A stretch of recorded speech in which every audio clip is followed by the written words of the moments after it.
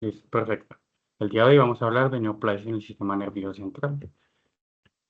Vamos a cubrir en esta charla. Se va a hablar de generalidades, eh, abordaje inicial del paciente, opciones terapéuticas que se tiene, algunos tumores específicos que considero que son de relevancia clínica significante, eh, dos casos clínicos que justamente vinieron a suceder el día de ayer en la clínica y conclusiones. Bueno, vamos a empezar. ¿Por qué es importante hablar de este tema?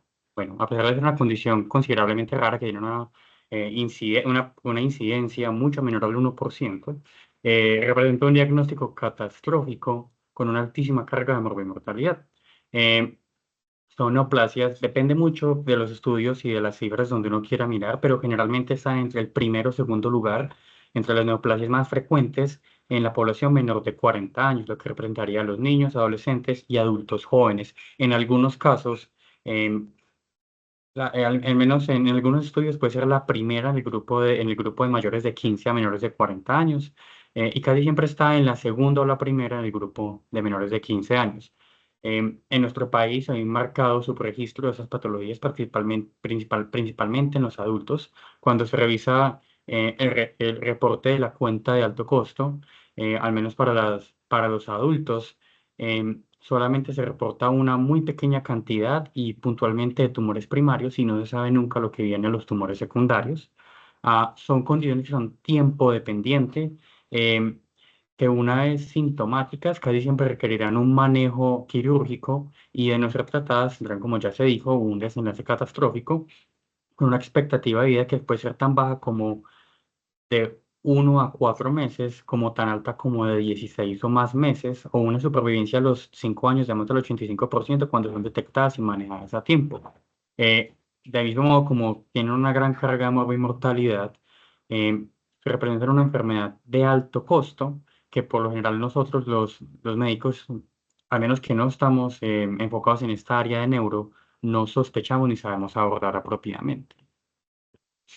Bueno, algunas generalidades respecto al tema.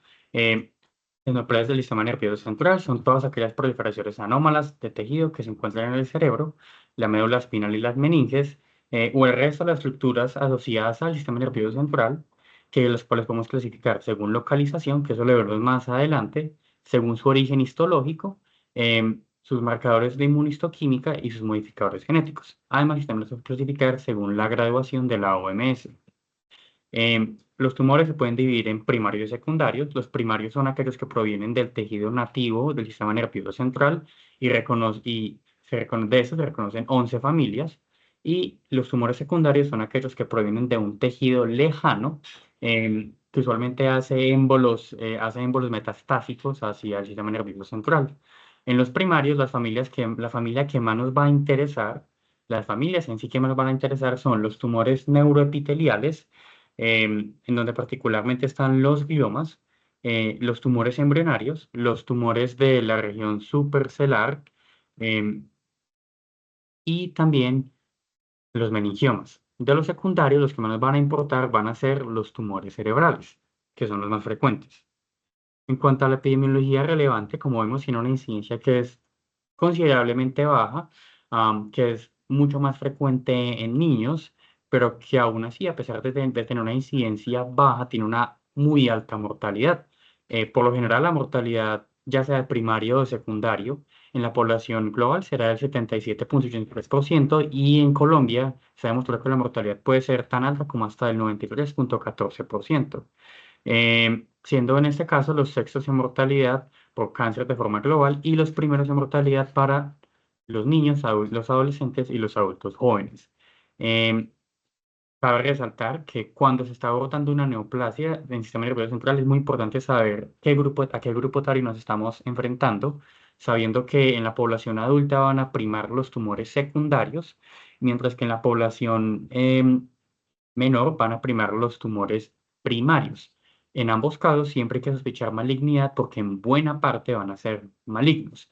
No hay factores de riesgo muy específicos para desarrollar esas patologías más allá de radiación ionizante en el cráneo o en general el sistema nervioso central y algunos síndromes genéticos, principalmente las neurofibromatosis y las neoplasias neuroendocrinas múltiples. Ahora bien, estas en su mayoría van a ser de manejo quirúrgico. Aquí podemos ver, como lo reporta el observatorio de la OMS, donde se encuentran, están en términos de incidencia en el número 19, pero mortalidad están en el número 6. Y si vemos, es muy cercana la incidencia a la mortalidad. Esto es lo que yo les continuaba diciendo. En algunos estudios aparece que son los primeros en incidencia en los menores de 40 años, en algunos aparentan ser los segundos, pero siempre en la población adulta no son lo más frecuente. Em, También aquí podemos apreciar que hay algunos factores de riesgo asociados y que el tipo de tumor que se va a presentar va a depender en su mayoría del grupo etario que se esté afrontando. Y aquí hay algunos datos de Colombia.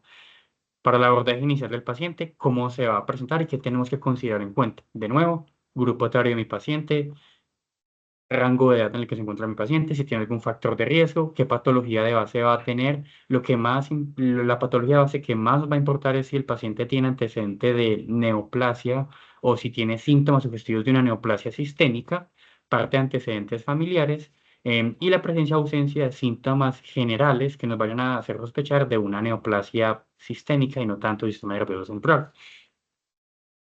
Usualmente se va a presentar como, al menos las cerebrales, se van a presentar como una cefalea con banderas rojas, que puede tener meningismo, puede tener focalización, ya sea crisis epilépticas o, como muy frecuentemente, simulan una ACV.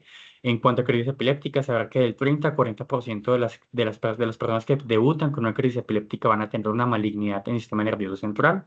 También pueden causar cambios del comportamiento psiquiátricos o síntomas mucho más larvados como deterioro cognitivo y algunos cambios psiquiátricos. En cuanto a su efecto ocupante de espacio, con frecuencia van a causar hipertensión endocraneana. En cuanto a las metástasis de médula, generalmente causarán lumbalgias con banderas rojas, dolor neuropático y síntomas predominantemente sensitivos, y en algunos casos síndromes medulares, como el síndrome de Caudaquina y el síndrome de Brown-Sequard, lo cual puede ser completo o incompleto. Y particularmente para los tumores de la región suprarcelular, sospechar cuando se tienen síntomas endocrinos, ya sea a la alta hormonal o a la baja hormonal, prestándole mucha atención a síntomas tales como galactorrea, ginecomastia, infertilidad, amenorrea, o ya síntomas compresivos como algún compromiso similar a la oftalmoparesia o a la mianopsia homónima, o al estrabismo. Aquí tenemos como serían las banderas rojas de cefalea que conocemos. Aquí se encuentran las banderas rojas que conocemos también de lumbalgia y algunos de los síndromes medulares que se pueden presentar en caso de haber metástasis medulares, ya sea intra o extramedulares. Para saber cómo abordarlas, tenemos múltiples herramientas diagnósticas, en parte de laboratorio, los cuales raramente vamos a necesitar. Usualmente los pedimos con más frecuencia cuando hay una malignidad primaria desconocida, donde podemos mandar eh, marcadores tumorales, o cuando el paciente llega en una situación hiperaguda en la cual se debe descartar primero que todo una ACV o una hipoglicemia. em, o también cuando requerimos líquido cefalorraquídeo en caso de sospechar más de una causa infecciosa o bien porque sospechamos carcinomatosis meningia. En cuanto a la biopsia, casi que todas las neoplasias, siempre y cuando se vayan a abordar quirúrgicamente, van a requerir de una biopsia, porque el cómo la vamos a abordar depende mucho de sus características inmunistoquímicas, histológicas y genéticas, por lo cual siempre que se decida sacar, siempre tiene que biopsiar. Y en imágenes vamos a tener puntualmente las neuroimágenes, que son para el abordaje en sí de la condición, algunas otras imágenes como TAC simple de tórax, de abdomen, eco resonancia de pelvis, que van a ser necesarias para buscar primarios desconocidos y otros que generalmente no vamos a necesitar. Cuando tenemos una imagen que hay que prestarle mucha atención, la ubicación es fundamental para saber a qué me estoy afrontando. Entonces, si es infra o extraxial, que esto lo veremos más adelante, si se ubica supra o infratentorial, si tiene alguna predilección puntual por ciertas cortezas, por ciertos territorios, am, saber si surge alguna estructura aledaña, también en cuanto a su número. Generalmente las malignidades primarias son únicas, mientras que las malignidades secundarias suelen ser múltiples en más del 50% de los casos.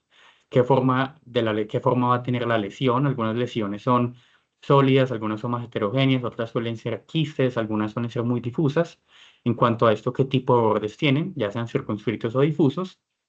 El tamaño de la masa, que eso no nos va a decir mucho, pero sugiere más el efecto de masa y la emergencia con la que hay que intervenirla, la presencia o no de edema y qué edema tiene, la apariencia según cada secuencia. Entonces, por ejemplo, eh, T1 es muy, T1 y T1 contrastadas son muy útiles al momento del detalle anatómico, pero en algunas metástasis estas van a ser van a ser hipointensas en T1, lo que sugiere presencia de sustancias paramagnéticas, como sería en el caso del melanoma.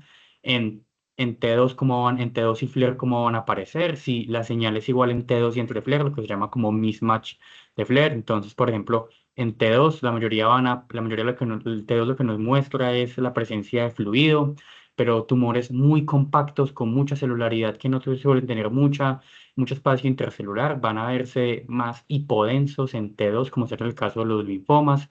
Puede haber una afectación en el que se vea hiperintenso en T2 e hipointenso en FLAIR, lo que se llama el mismatch, que es frecuente en tumores que tienen antes mucho líquido en su espacio intracelular.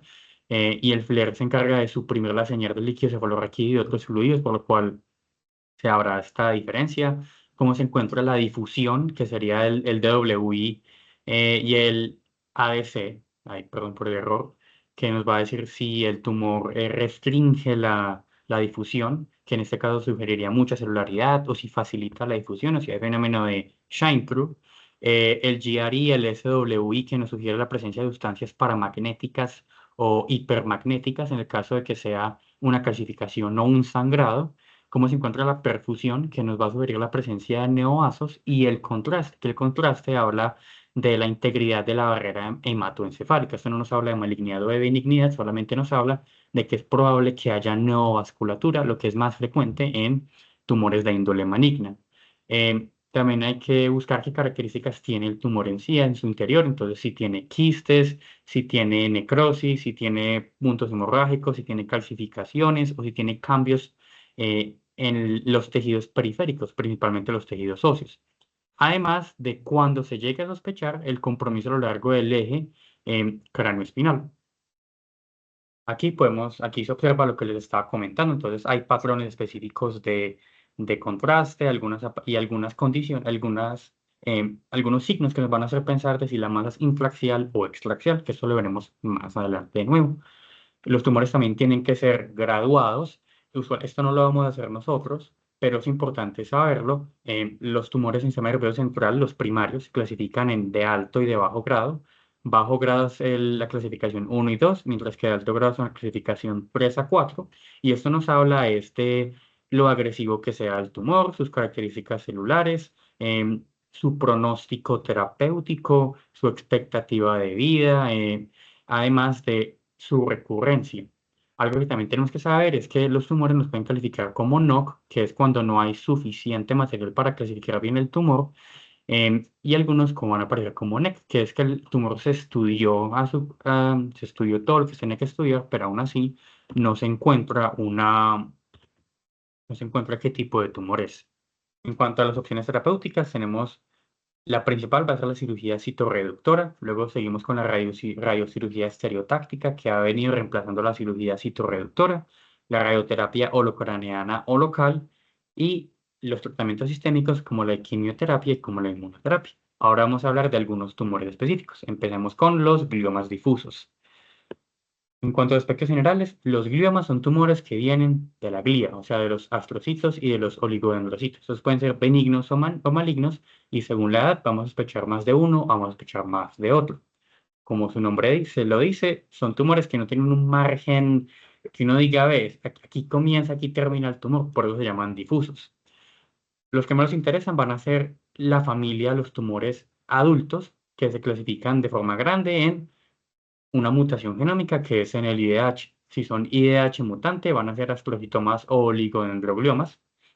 Si son IDH salvaje con H3 salvajes, van a ser glioblastomas, lo que antiguamente se consideraba como glioblastoma multiforme, o que algunas personas hablaban de el glioblastoma secundario, que venía de los astrocitomas de alto grado con que necesariamente tiene que tener mutación del IDH, esto ya no se utiliza, todos los glioblastomas tienen que ser IDH salvaje u otros tipos de tumores y tienen que tener características genómicas puntuales como que tengan un promotor TERT o una amplificación del EGFR o una ganancia del cromosoma 7 con pérdida del cromosoma 10, entre otros. Y luego está el subtipo pediátrico, que aquí no los vamos a discutir. En cuanto a su epidemiología, cada uno de sus tumores tendrá un grupo etario principal, entonces los astrocitomas son más para adultos jóvenes, los oligodendrogliomas están ahí en la mitad y los glioblastomas aparecen en los adultos mayores. De esos, el glioblastoma es el tumor maligno más frecuente en el sistema nervioso central de origen primario en los adultos. En cuanto a su presentación y diagnóstico, la presentación va a ser muy inespecífica, cefalea con banderas rojas, focalización, crisis epilépticas que principalmente aparecen en los oligodendrogliomas por compromiso cortical. Em, Eso se tienen que enfocar con una neuroimagen, inicialmente con una tomografía, que si muestra una masa ocupante espacio se debe llevar a una resonancia. Y su tratamiento siempre va a ser quirúrgico, porque se debe reseccionar y se debe de estudiar acompañado de quimiorradio o radiocirugía más quimio adyuvante y otros tratamientos que no hay mucha evidencia de que puedan servir o no, siempre haciendo una biopsia. Ahora, ¿cómo se van a ver? Em, la mayoría de estas lesiones van a ser supratentoriales, pero también pueden ser infratentoriales, van a ser hemisféricas con predilección frontal o frontotemporal, usualmente van a ser únicas, y en caso de ser múltiples, van a ser ipsilaterales. En cuanto a apariencias específicas, que ya vamos a ver imágenes, el glioblastoma le gusta mucho comprometer la línea media y provenir del cuerpo calloso, haciendo lo que se llama un tumor en mariposa. En cuanto al ataque, son hipodensos, o sea, no se logra delinear bien una masa, se ve más es una zona de edema. En T1 son hipointensos, en T2 y FLAIR son hiperintensos, no hay mismatch, tienen restricción para la difusión y cuando captan el contraste no lo captan homogéneamente, sino que lo captan irregular, parecen un quiste de forma irregular con un centro necrótico que no capta. Además de que siempre invaden corteza. Los astrocitomas tienen predilección por la materia blanca profunda, son más subcorticales más que corticales, se van a ver isodensos o hipointensos en TAC. En T1 y T2 se van a ver iguales a como se van a ver los glioblastomas, solo que más regulares, usualmente más limitados a la materia blanca más que a la corteza, pero hay un signo muy específico pero poco sensible y es cuando hay un mismatch entre T2 y FLAIR, en donde en T2 es hiperintenso y en FLAIR es isointenso y esto es hipointenso y esto se debe a que los astrocitomas suelen tener un gran contenido líquido y tener vesículas en su interior con micronódulos llenos de líquido. Y en la difusión puede haber un patrón de shine through que es en DW y en ADC van a estar hiperintensos. Los oligodendrogliomas afectan más que todo al parénquima del lóbulo frontal, siempre van a afectar a la corteza. em, en su mayoría van a estar calcificados. Ese es el de los únicos tumores que se pueden diagnosticar en la TAC y se van a ver exactamente iguales a como se vieron los astrocitomas, los oligodendrogliomas en cuanto a T1 y T2, pero no va a haber mismatch y no suele haber restricción para la difusión. Una característica de los astrocitomas y de los oligodendrogliomas es que no suelen captar. Aquí, por ejemplo, vemos una imagen en tomografía de un glioblastoma. Se ve solamente como una región de edema con una masa ocupante de espacio, pero cuando nos vamos a la resonancia, vemos que son tumores que captan de forma muy irregular, son tumores de forma muy extraña, con un centro hipointenso que sugiere una zona de necrosis. Pero no siempre, ya que es donde vuelvo a insistir que lo más relevante de esto es los estudios moleculares y la histopatología. Estos tumores no tienen forma típica de glioblastoma, pero en cuanto a sus estudios muestran modificadores genéticos y marcadores inmunistoquímicos que hacen que uno sospeche más de un glioblastoma. Aquí, por ejemplo, hay un astrocitoma, de nuevo se ve muy similar, se ve solamente como una región de edema. En cuanto acá, podemos ver que aquí comprometen corteza, pero podemos ver que en la secuencia T2 está hiperintenso, mientras que en FLAIR está hipointenso. Esto es muy específico. Y en T1 no se ve absolutamente nada. Aquí también vemos otros ejemplos de astrocitomas que no siempre se ven como astrocitomas. Por ejemplo, el inferior se ve más como un glioblastoma, pero por sus características genéticas da para astrocitoma y no para glioblastoma. Aquí hay oligodendrogliomas, esos son más fáciles de ver, están calcificados, pueden ser calcificaciones pequeñas como calcificaciones muy grandes. Rara vez van a tener efecto de masa, pero en algunos casos van a tener efecto de masa con edema vasogénico asociado. Em, en T1 se ven un poco más porque comprometen más corteza. em, y aquí podemos ver cómo se ven en T2 y en FLAIR. De nuevo, aquí también pueden tener una apariencia un poco más difusa, pueden no siempre ser del frontal, pueden aparecer más en parietal, pueden tener apariencias más necróticas, pero eso también lo determinará la inmunistoquímica. Aquí tenemos como un algoritmo de cómo dividirlos. Lo grande es dividirlos en son IDH mutante o IDH normal, IDH salvaje, que se llama así. Y aquí vemos que en verdad es muy complicado saber qué tipo de tumor viene al final, pero por eso siempre que se vayan a resecar, que siempre se tienen que resecar, va a tomarse una biopsia. Otros tumores importantes son los astrocytomas circunscritos. El que les voy a contar el día de hoy va a ser el astrocytoma pilocítico. Su característica es que, bueno, son gliomas, pero gliomas que tienen un margen definido. El astrocytoma pilocítico es un astrocytoma que tiene una característica, es que es un quiste con un nódulo en su pared. Hay múltiples, pero el que más nos va a importar va a ser el astrocitoma pilocítico porque es el más frecuente de estos. Vale la pena saber que ese es el tumor primario más frecuente en la población menor de 40 años y particularmente en los menores de 15 años. Además de ser el tumor más frecuente, es el tumor benigno más frecuente de esta población. Y en algunos casos, cuando tiene ciertos patrones como que compromete los tractos ópticos, se puede asociar con algunos síndromes genéticos como la neurofibromatosis tipo 1. Su presentación va a ser de nuevo muy inespecífica, cefalea con banderas rojas, pero como tiene una predilección por ser infratentorial y comprometer la fosa posterior, es una causa que hay que sospechar en caso de tener hidrocefalias obstructivas. Esto siempre es igual, se aborda con neuroimágenes, siempre hay que hacer resección quirúrgica y puede o no puede necesitar de radioterapia. Este se tiene que biopsiar, como todos los tumores del sistema nervioso central, para poder diferenciarlos de otros tumores que en verdad son malignos. Em, ¿Cómo los vamos a observar? Pueden ser infratentoriales, casi siempre son infratentoriales, pero pueden ser supratentoriales, más frecuentes en adultos. Son un quiste con un nódulo mural. El quiste es isodenso, el nódulo puede ser iso o hipodenso o puede no verse.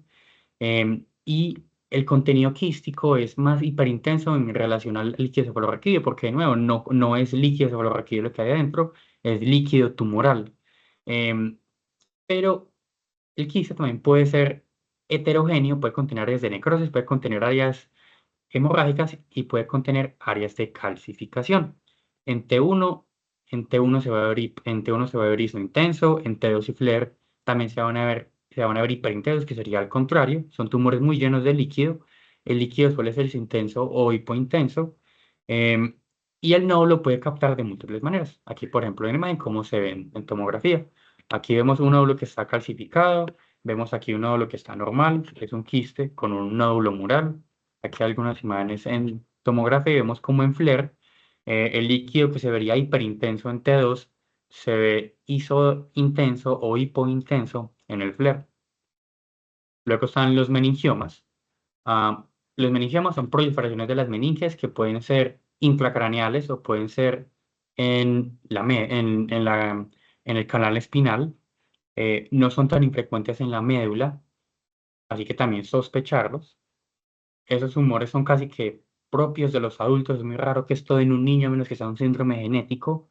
Y son tan frecuentes en adultos que son el principal tumor del sistema nervioso central primario que vamos a sospechar en un adulto y también es el principal tumor extraaxial en adultos. En su gran mayoría van a ser benignos y en su gran mayoría van a ser asintomáticos. Por esta razón, la mayoría se van a detectar ya cuando están en estados muy avanzados, ya cuando tienen efecto de masa, y una pequeña cantidad van a detectarse como hallazgos incidentales. Ahora, cuando están presentes en pacientes jóvenes, son múltiples y se asocian con otro tipo de tumor que aquí no voy a cubrir, que se llama el schwannoma vestibular y este es bilateral. Se debe sospechar de un síndrome que se llama la neurofibromatosis tipo 2.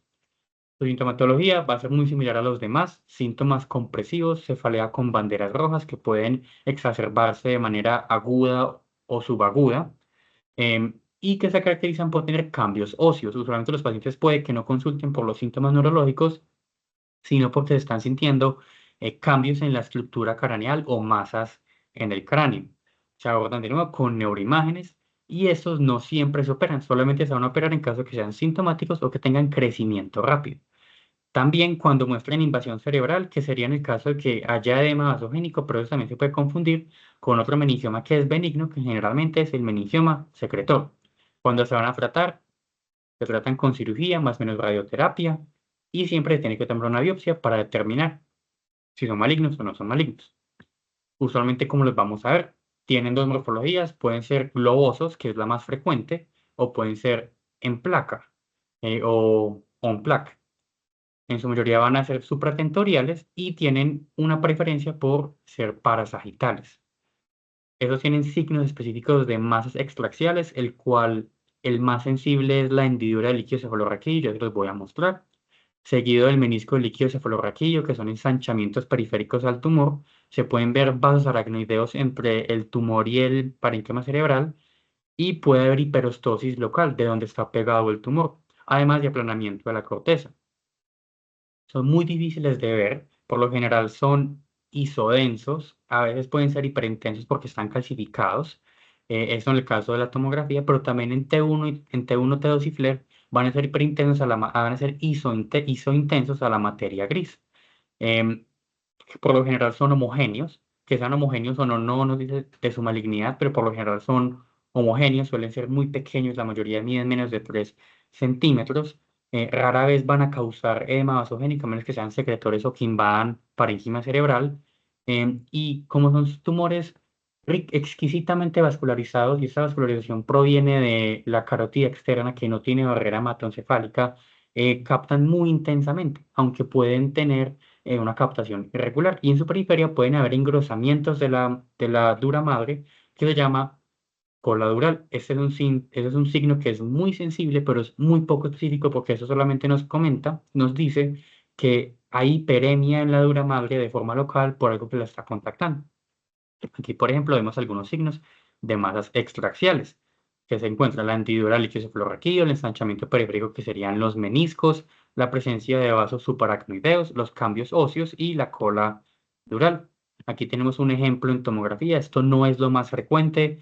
El de la izquierda está completamente calcificado, el de la derecha tiene algunas calcificaciones. Por lo general no se diferencian del parénquima cerebral, se suelen ver más isodensos. Aquí en resonancia, por ejemplo, vemos el de la izquierda que es mucho más isodenso, es isodenso en comparación con la materia gris, pero tiene estos hallazgos sugestivos de un tumor extraaxial que nos debe sospechar en un meningioma en un paciente adulto. Y en la imagen de la derecha vemos un meningioma del ángulo cerebelopontino que capta intensamente. Aquí hay otros, aquí son más difíciles de ver, por ejemplo, el de la izquierda vemos un meningioma en placa que, aunque se puede notar porque está contrastando, eh, este tiene una predilección por el ala esfenoidal y por lo general va a dar síntomas como proptosis.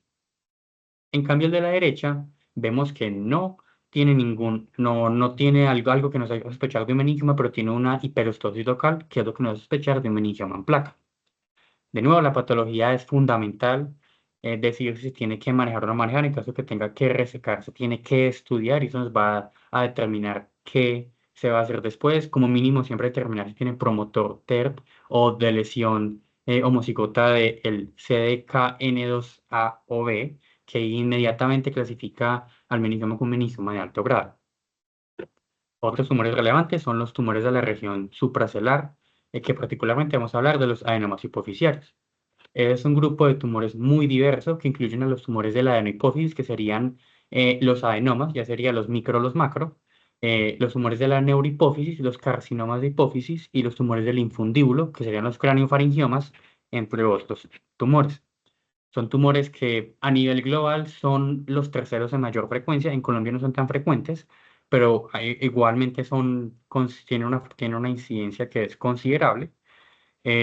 Son tumores también muy, muy frecuentes en los adultos. Rara vez se van a ver en niños, pero se pueden encontrar en adolescentes, usualmente niños con pubertad precoz. La mayoría van a ser secretores, pero la minoría van a ser funcionales. Y la hormona que más frecuente se va a secretar va a ser la prolactina. La mayoría de estos adenomas van a ser prolactinomas, seguidos de los adenomas somatotropos, pero con una diferencia significativa.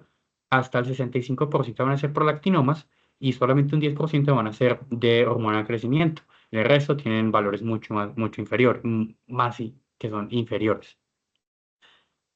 Hay que saber que cuando tenemos un adenoma funcional que tiene síntomas endocrinos, este en su mayoría va a ser un microadenoma, mientras que los macroadenomas van a tener más síntomas compresivos, pero también pueden tener síntomas endocrinos, pero no por los mecanismos que el microadenoma va a tener.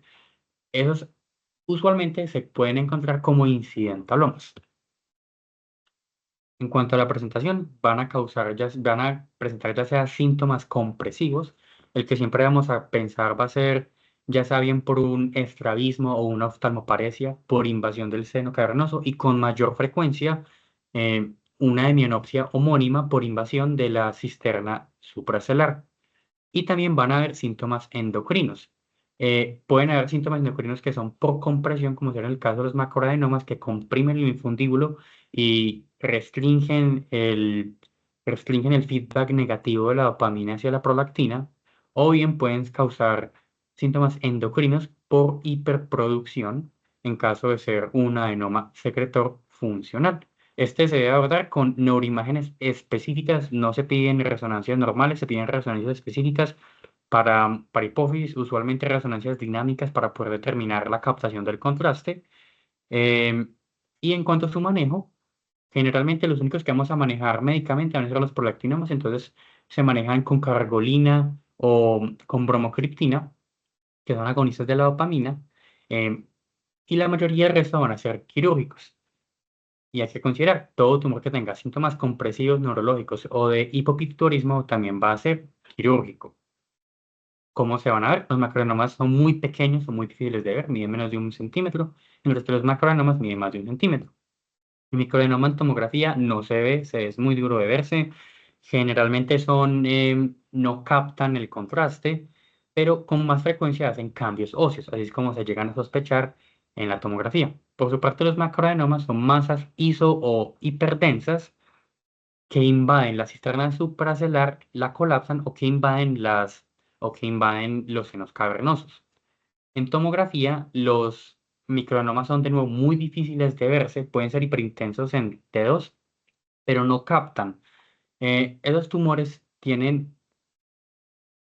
muy difícil de que pase el contraste por la barrera hematoencefálica, mientras que los macroadenomas también se pueden ver isointensos, con frecuencia asociados a cambios óseos como ensanchamiento de la silla turca, con invasión del seno cavernoso, con invasión de la cisterna supracelular, que es lo que se denomina un tumor en muñeco de nieve, por estrangulamiento secundario al diafragma celular, y son muy intensamente captantes al contraste.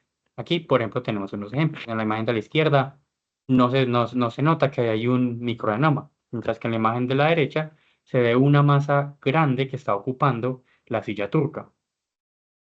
Em, en cuanto a los tumores embrionarios, vamos a hablar del meduloblastoma. El medulloblastoma, los tumores embrionarios son tumores que provienen de las células madres o células mesenquimales o pluripotenciales del tejido nervioso central.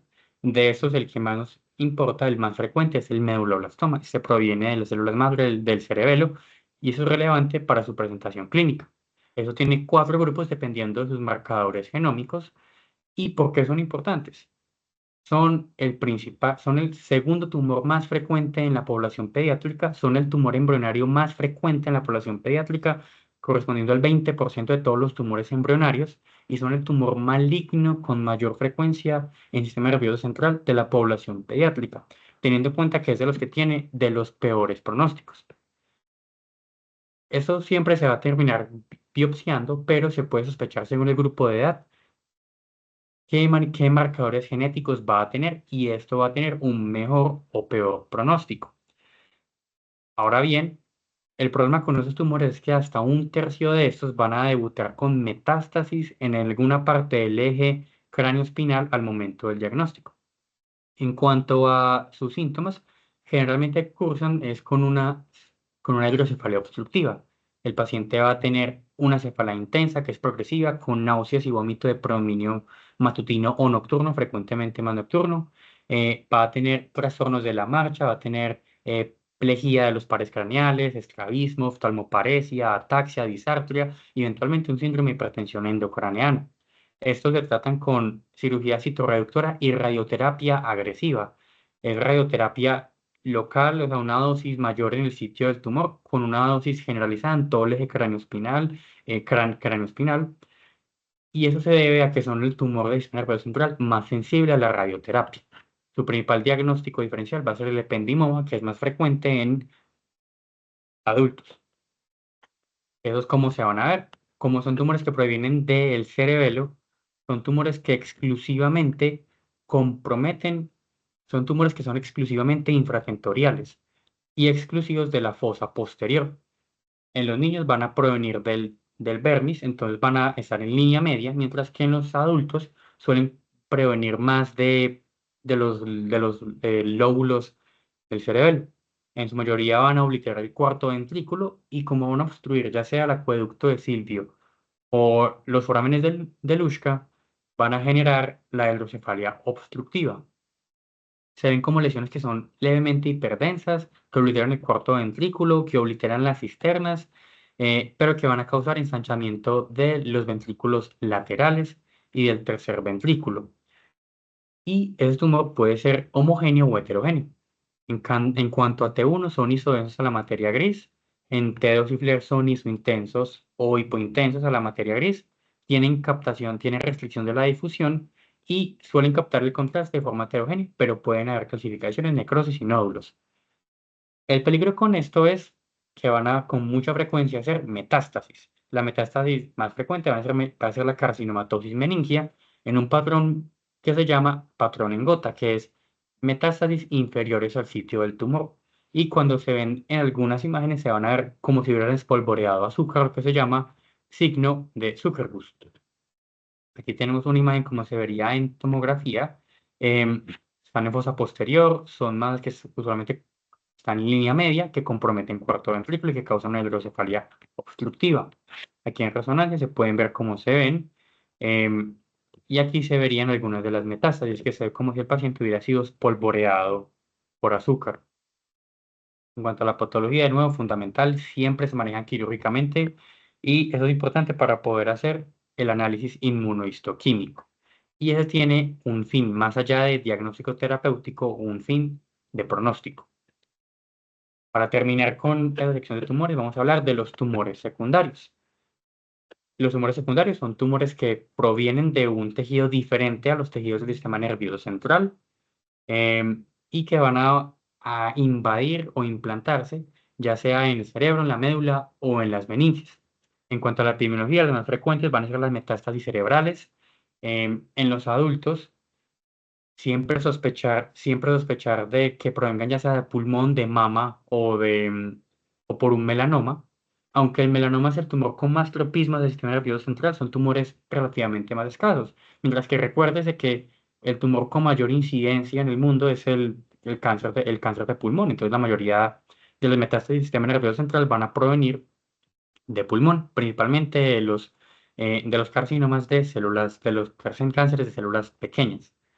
También sospecharlo, de un 10 a un 40% de todos los pacientes van a hacer metástasis. Y en los niños, no sospecharlos. Y en caso de sospecharlo, buscar ya sea eh, un tumor hematolinfoide o un sarcoma, principalmente osteosarcoma o sarcoma de Erddig.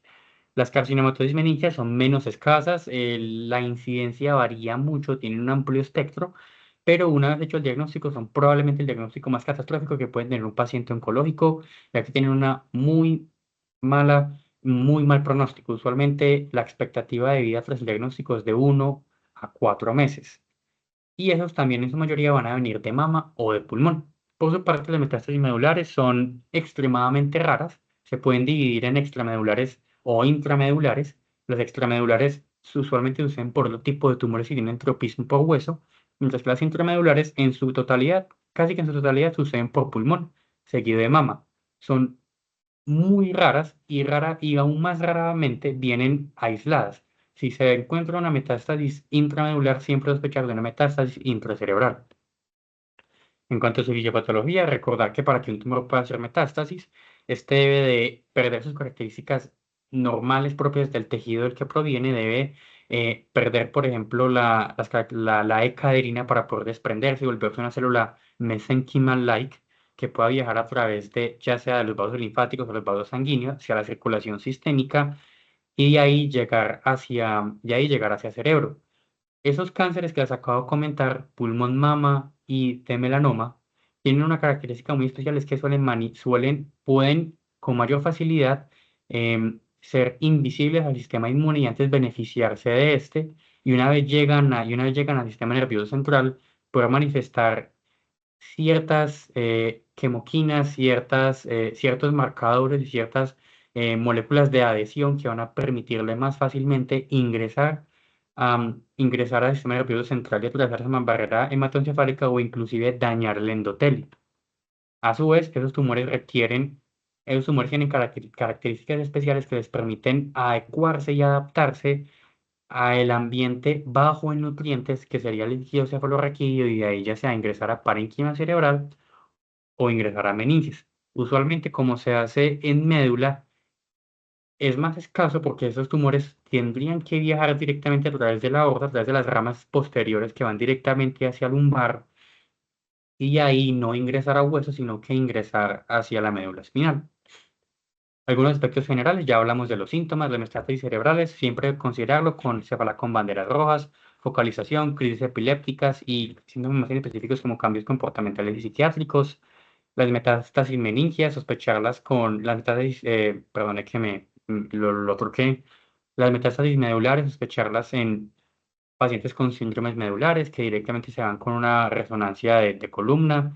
En trastornos sensitivos periféricos, estos tumores causan más síntomas sensitivos, más disestesia, más dolor neuropático, más que síntomas motores. En caso de trastornos motores con motoneurona mixta, entonces en el nivel metamérico y uno o dos niveles inferiores a este, motoneurona inferior, mientras que los niveles inferiores al nivel metamérico comprometido con motoneurona superior, en incontinencia y en una lumbalgia con banderas rojas. Por su parte, la carcinomatosis meningia, sospecharla con meningismo, trastornos de la marcha, cefalea también va cefalea con banderas rojas o inclusive lumbalgia crónica y con banderas rojas. El diagnóstico de nuevo depende de neuroimágenes. En caso de de no conocer el tumor primario, hacer imágenes como un ataque simple de tórax y abdomen con una ecorresonancia de pelvis, una mamografía en mujeres, hacer una punción lumbar en caso de sospechar una carcinomatosis meningia. De hecho, para poder sospechar una carcinomatosis meningia se puede tener una carcinomatosis probable por criterio imagenológico y por criterio clínico, mientras que el diagnóstico definitivo tiene que ser la visualización de células tumorales en líquido cefalorraquídeo. Pedir marcadores tumorales, que los vamos a pedir en caso de sospechar un primario desconocido, y realizar una biopsia, siempre y cuando no haya claridad de cuál es el primario o que las características del tumor nos hagan sospechar más de otro tipo de tumor, más que de un tumor secundario. Aquí, por ejemplo, tenemos algunos de los marcadores, de algunos marcadores inmunistoquímicos que les tenemos que pedir a todo tumor de sistema nervioso central con primario desconocido para poder guiarnos hacia cuál es el origen de este tumor. ¿Cómo se van a ver? Esos tumores, al menos los cerebrales, tienen tropismo por zonas que se llaman la unión corticomedular y por zonas que se denominan la zona de cuenca hidrográfica, que son los límites vasculares del cerebro. Esto se debe a que ya sea la zona cortico subcortical o la cuenca hidrográfica son zonas con vasos pequeños, con una baja presión de flujo, en donde el tumor puede casi que anclarse e invadir porque no va a ser movilizado ni desplazado secundario a la presión. Casi que en un 70 o un 80% van a ser supratentoriales, ya que la circulación del cerebro es un 70-80% supratentorial, mientras que un 20% va a ser infratentorial. Las carcinomatosis meningias se pueden ver ya sea con patrones nodulares, patrones lineales o en patrón de despolvoreado de azúcar. También puede ser una hidrocefalia sin otra explicación o pueden ser normales, mientras que las metástasis medulares generalmente se ven como masas hipointensas en T1 e hiperintensas en T2, muy difusas, muy difíciles de ver. Que por ejemplo podemos ver cómo se ven algunas metástasis cerebrales. Como podemos ver, algunas metástasis que contrastan intensamente. La metástasis de la derecha son metástasis que no tienen contraste, pero aún así se ven hiperintensas, y eso se debe a que son metástasis de melanoma, que es una sustancia que se ve hiperdensa en la tomografía. Aquí vemos cómo se vería en tomografía, pueden ser únicas, pueden ser múltiples. La diferencia es que los primarios cuando tienen múltiples suelen ser ipsilaterales, mientras que las múltiples en las metástasis pueden ser con frecuentemente bilaterales o en diferentes territorios. Algunas pueden no ser tan claras, pero casi siempre van a tener un extenso hematogenérico asociado. Eso es casi que muy patognomónico de las metástasis cerebrales. Edema vasogénico extremo o desproporcional para el tipo de lesión que se tiene, y que, como vemos, delimitan muy bien la región córtico-subcortical, no se extienden a corteza, ya que el principal diagnóstico diferencial que tenemos con la metástasis cerebral va a ser el glioblastoma, pero el glioblastoma compromete corteza. En mano derecha tenemos metástasis en patrón despolvoreado de azúcar, que se ven como punticos.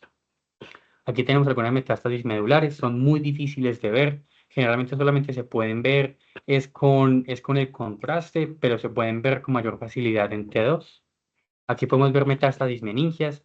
Aquí podemos ver que, por ejemplo, em, hay metástasis en patrón lineal, que pueden ser lineal discontinuos o lineal continua. O también pueden aparecer en médula como pequeños nódulos, o como también patrón despolvoreado de azúcar, como la metástasis de mano derecha, que son con múltiples punticos allá a nivel del cono medularis. El tratamiento, lo que más ha mostrado evidencia, y eso es más puntual para metástasis, eh, ya sea en, ya sea en más que todo cerebrales, pero también algunos efectos en cerebrales y medulares, el uso de esteroides, principalmente la dexametasona, 8 y 6 miligramos día hasta la cirugía. La profilaxis antibiótica no tiene ni evidencia a favor ni evidencia en contra, pero se debe de considerar siempre después de una resección quirúrgica o después de radioterapia en los pacientes con metástasis cerebrales. La cirugía citorreductora va a ser el manejo principal para esto, exceptuando médula, que se puede considerar de pronto radioterapia en caso de que se contraindique la cirugía. Y como ya se dijo, la radioterapia o la radiocirugía estereotáxica. Ahora vamos a hablar de dos casos clínicos muy breves, em, para demostrar que esto sí sucede. Estos pacientes vinieron a la clínica el día de ayer, justamente los dos vinieron el día de ayer, y aquí podemos evaluar tanto imágenes como grupo etario. El primer paciente es una femenina de 61 años de edad que no tiene ningún antecedente de relevancia, que consulta por hemiparesia izquierda y disartria. Lo primero que se tiene que pensar en esto es una ACV, paciente en edad sugestiva de riesgo cardiovascular. Se pide una glicemia normal. Se toma una tomografía como lo exige el código de ACV, y la imagen muestra lo siguiente.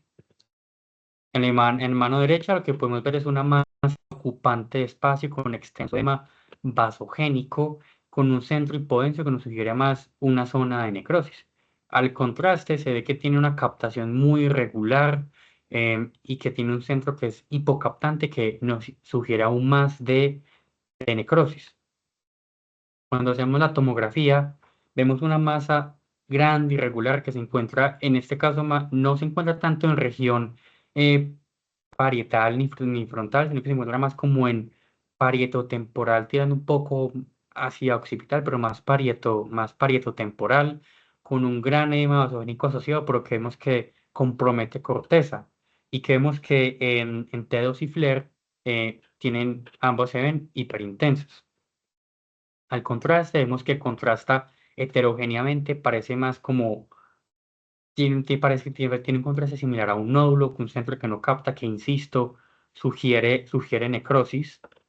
Y cuando le hacemos ya los de difusión y de perfusión, vemos que tiene restricción de la difusión. Vemos que en ADC es hiperintenso, perdón, en DW es hiperintenso, mientras que en ADC es hipointenso, lo que sugiere una gran celularidad. Y vemos que en perfusión, en las zonas donde hay más hiperdensidad, eh, vemos que hay una perfusión aumentada, que nos sugiere una neovascularización. Ese tumor, por su grupo etario, por sus características imagenológicas, lo más probable es que sea un glioblastoma. Y así es como neurocirugía lo iba a abordar, como un glioblastoma o bien como un glioma de alto grado, que podría ser un astrocitoma de alto grado. El manejo de este tumor se puede considerar el uso de esteroides y de medidas antiedema, pero finalmente va a ser quirúrgico, se debe de resecar, se debe de estudiar y en base a esto decidir con qué terapia se va a manejar. Para el caso 2 tenemos un paciente masculino de 38 años que tiene un antecedente de una malignidad en el sistema nervioso central, la cual fue manejada desde joven, antes de los 30 años, quien consulta por un inicio de crisis epilépticas. Teniendo en cuenta ese antecedente, directamente hacen neuroimagen y encuentran lo siguiente. En tomografía se ve, en tomografía lo que se puede apreciar es una región de edema extenso con una lesión hiperdensa. En este caso no lo hicieron contraste. Aquí en la tomografía podemos ver en la secuencia T1, vemos una lesión muy mal definida que no podemos decir cuál es como su inicio, solamente vemos una región de edema marcado que es transhemisférica, pero que principalmente compromete el lóbulo frontal. Cuando se le hace contraste, vemos que capta muy escasamente contraste, solamente capta la periferia, eh, y como se dice, a duras penas está captando.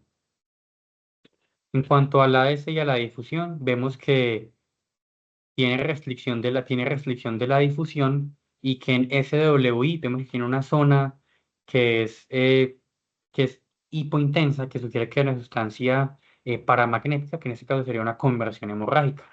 Teniendo en cuenta el tipo de paciente que tenemos, que es un paciente menor de 40 años, que tuvo un antecedente de malignidad, am, en este caso se tiene que sospechar ya sea de un astrocitoma o un oligodendrocitoma. En este caso, este paciente tenía un antecedente de un astrocitoma de alto grado.